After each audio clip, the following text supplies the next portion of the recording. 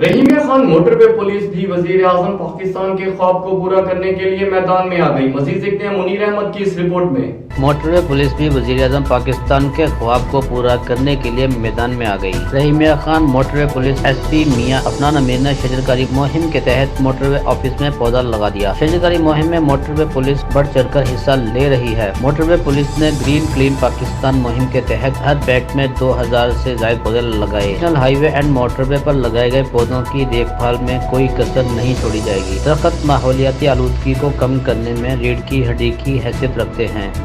Prime minister of Pakistan کے جو clean and green Pakistan کے جو ویژن ہے اس کی تسلسل میں ہمارے سیکٹر کمانڈر صاحب اور ہم باہم مل کے اس مہم کو آگے چلا رہے ہیں. اور ابھی تک ہماری 4 بیٹوں میں پر بیٹ تقریباً 1000 پودے لگے ہوئے ہیں. اور ہمارا ٹارگٹ ہے کہ انشاءاللہ اس کو ہر بیٹ 2000 سے بھی تجاوز کریں اور اس کو محفوظ بھی بنائیں.